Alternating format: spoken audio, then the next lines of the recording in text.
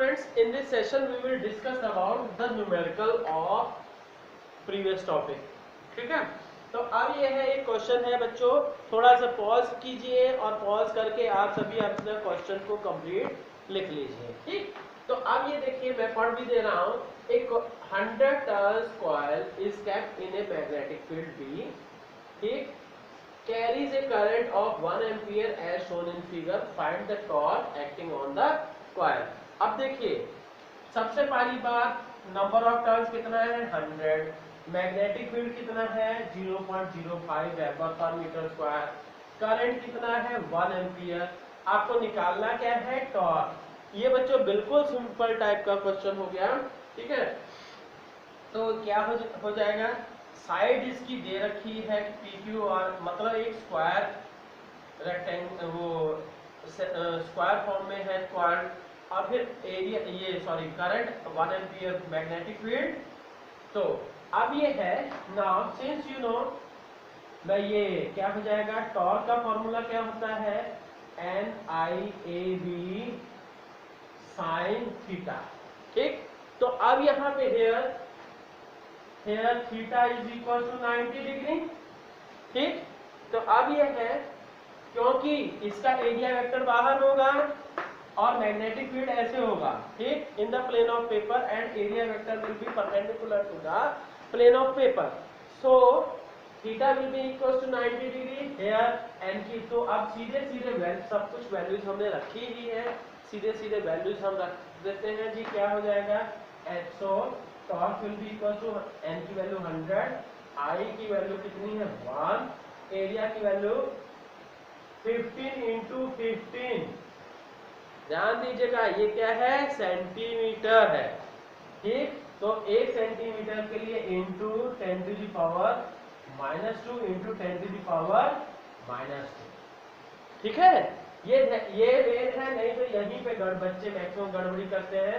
Into B की value कितनी हो गई, मैग्नेटिक फील्ड इक्वल टू 0.05 हो गया. तो अब ये है सारी वैल्यूज को अगर कैलकुलेट करोगे देन यू विल गेट ये torque will be equal to 1.25 newton. ठीक है, तो ये 1.125. ठीक है, तो अब ये है इसको सॉल्व करिएगा. ठीक, और फिर let us see the next question. First of all write down this and let us start our discussion. There is a rectangular coil of sides 8 centimeter and 6 centimeter. ठीक है, मतलब यहाँ पे L की वैल्यू क्या हो गई 8 सेंटीमीटर एंड B की वैल्यू हो गई 6 centimetre. Having number of turns 2000, a capital N equals to 2000 and carrying a current of 200 milliampere. I की वैल्यू कितनी हो गई 200 milliampere. तो अब is placed in uniform magnetic field of 0.2 Tesla. B की वैल्यू क्या हो गई 0.2 टेस्ला. ठीक है, directed along positive x axis. What is the maximum torque the coil can experience, first thing, and second is for which orientation of the coil the torque is 0 and when is its equilibrium is stable and unstable. ठीक है, तो हम सब इसके बारे में देखते हैं. तो अब ये है बच्चों, सबसे पहले तो मैं ये क्वेश्चन ही रब कर रहा हूं, है ना. तो ये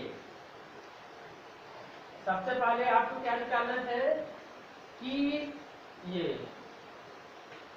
स्टूडेंट्स एक चीज ध्यान रखिएगा कि SI सिस्टम में पहले ही कन्वर्ट कर लीजिए यूनिट्स को. जितनी भी क्वांटिटीज दी हैं बाद में कंफ्यूजन ना हो, तो इसलिए ये क्या हो जाएगा, इसको भी 2 से मल्टीप्लाई मतलब 10 टू द पावर -2, इसमें भी 2. फिर इधर क्या हो जाएगा 200 into 10 to the power -3 ampere. Now torque will be equal to NIAB sine theta. ठीक, फॉर मैक्सिमम टॉर्क क्या होगा, theta should be, theta will be 90 degree, so you can say torque will be equal to 2 n के स्थान पे 2000, i के स्थान पे 200 into 10⁻³ और फिर एरिया के लिए यहाँ पे करेंगे 8 इंटू 10⁻² इंटू 6 इंटू 10⁻²। बच्चों ये आपको ध्यान होना चाहिए, यहाँ पे 10⁻² हमने क्यों रखा है, ठीक है। तो अब नेक्स्ट हम बात कर रहे हैं कि B की वैल्यू, मैग्नेटिक फील्ड कितना हुआ 0.02 टेस्ला। तो अब क्या करेंगे, सारे करना क्या है, पूरा सॉल्व कीजिए, then you will get the answer that will be 0.384 newton metre. तो बच्चों एक चीज ध्यान दीजिएगा, कभी कभी ये भी पूछता है कि मैग्नेटिक मोमेंट निकालिए, तो सिंपल सा है, मैग्नेटिक मोमेंट का क्या होता है NIA निकाल देते हैं, ठीक है। तो ये, और फिर अब इसके बाद ये हमने निकाल दिया। तो अब बच्चों ये देखिए कि दो पार्ट और थे कि for which orientation the torque is maximum. अब ये ध्यान थोड़ा सा आपको सोचने की जरूरत है, ठीक है, क्योंकि मैग्नेटिक फील्ड ऐसे रहेगा, ये मैग्नेटिक फील्ड, और अगर ये जो आपकी कॉइल है, कॉइल का एरिया वेक्टर ये हुआ जी, this is the area vector, coil और मैग्नेटिक फील्ड ये देखिए B, तो दोनों अगर 90 डिग्री हो, दोनों के बीच अगर 90 डिग्री होगा, then the sine theta will be 90 degree and torque will be maximum. तो अब ये है सेकंड पार्ट की बात हम कर रहे हैं, ये फिगर बना लीजिए और फिर for maximum torque, maximum torque के लिए क्या होगा, ये coil should be along the, ध्यान दीजिए, coil should be along the magnetic field, plane of the coil should be along the magnetic field. ये देखिए जैसे कॉइल का प्लेन ये है, ठीक है, मैग्नेटिक फील्ड का अलोंग है, बट एरिया वेक्टर जो है परपेंडिकुलर है। आपको मालूम होना चाहिए area vector is a vector perpendicular to the area, ठीक है, आप गॉस थ्योरम में पढ़े होंगे। तो अब फॉर मैक्सिमम टॉर्क आंसर क्या लिखोगे, the coil should be in the should be the plane of coil, the plane of coil should be along the field, magnetic field। ठीक, जैसे मैग्नेटिक फील्ड है, मतलब मैग्नेटिक फील्ड किस direction के along है, किस डायरेक्शन के अलोंग है मैग्नेटिक फील्ड, x बोला है, पॉजिटिव x, तो पॉजिटिव x के अलोंग के ही प्लेन में होना चाहिए, ठीक। तो पॉजिटिव x का प्लेन क्या हो जाएगा, आप सोचिए, ठीक। अब नेक्स्ट क्या है, जैसे ये क्या है, this one is the x y z, इस बेसिस पे सोचिएगा, ये x हो गया तो ये प्लेन क्या हो जाएगा, मतलब ये पूरा का पूरा plane. Is that clear.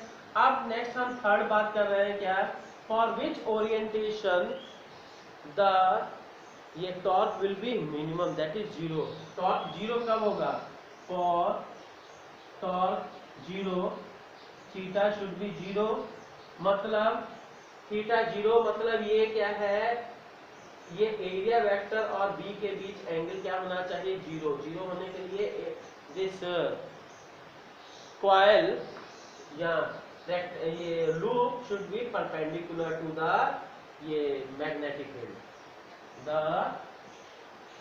Loop should be perpendicular to the magnetic field, ठीक है, मैग्नेटिक फील्ड के परपेंडिकुलर होना चाहिए वो। और तीसरी, हाँ, तीसरे में ही और पार्ट था for stable and unstable situation. Stable के लिए, फॉर स्टेबल क्या होना चाहिए जी, के एम और should be parallel to B, ठीक है। एंड फॉर अनस्टेबल क्या होना चाहिए, M should be anti parallel, ये ऐसे का एरो भी कर सकते हो कि दोनों एंटी पैरेलल मस्ट बी, ठीक। तो ठीक है बच्चों, ओके, थैंक यू।